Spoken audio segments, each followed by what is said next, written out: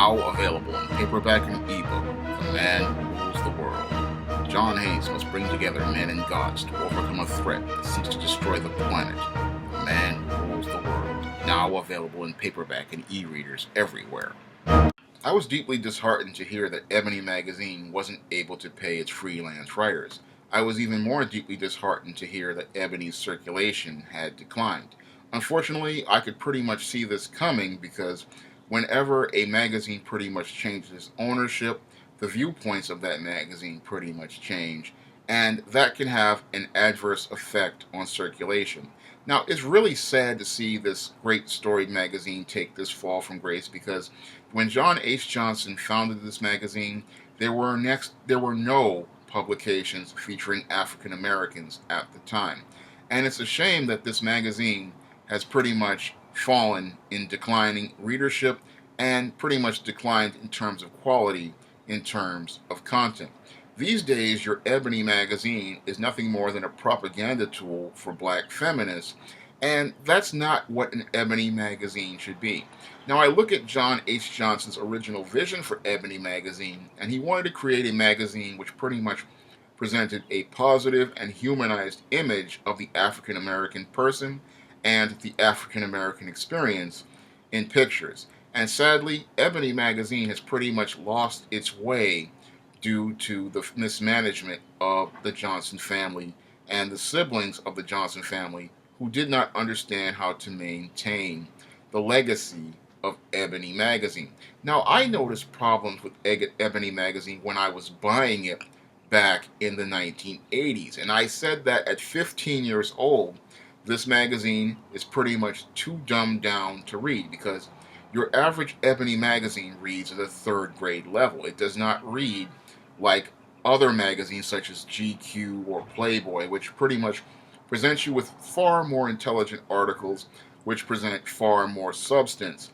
No, your Ebony magazine pretty much, at the time when I was reading it back in 1988-89, was pretty much focused on celebrities back then. And when I looked at it back then, I pretty much said that this is pretty much a wrong direction for the magazine.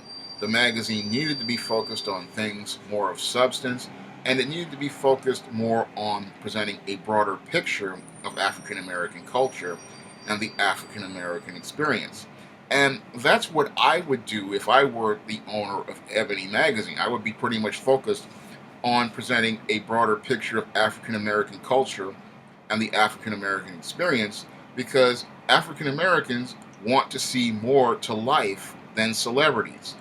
African Americans want to see more than black feminists. They want a magazine that is a fair, balanced, and objective view of the black community and gives them some perspective on their black experience. They want to see those other parts of black culture, and they want to see those other parts of black history.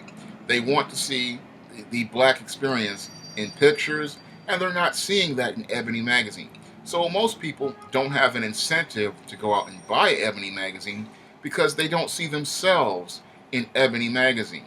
Ebony magazine, when it originally came out, again, was about presenting an image of black people, a positive image of black people, a humanized image of black people, and a balanced image of black people. We are not getting that anymore. All we're getting is celebrities and feminist narratives, and that's a very narrow picture of the black community, a very limited perspective of the black community, and that's not the picture of the black community most people want to see. When we have that narrative, it pretty much eliminates many of the black women in the black community, and it eliminates black men and black children. And the original perspective of Ebony made sure that everyone was featured in the Ebony magazine and pretty much told stories about different people and different experiences. And it's sad that the new owner of Ebony magazine does not have the vision to take this magazine into the 21st century.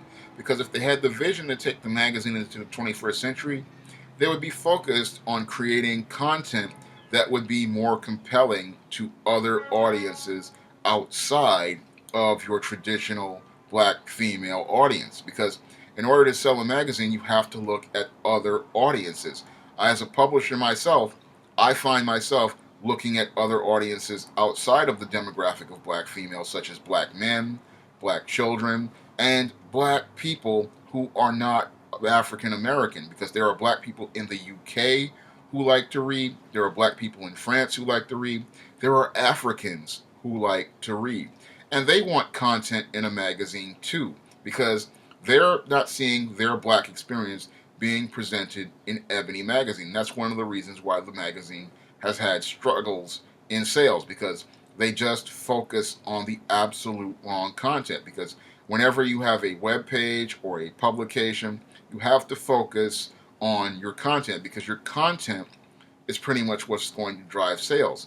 And people need an incentive to pick that magazine up and read it. And when I look at an Ebony magazine these days, because I went to a Walgreens that's not too far from my library, and I would go flip through the Ebony magazine, and all it is celebrity gossip and feminist stuff.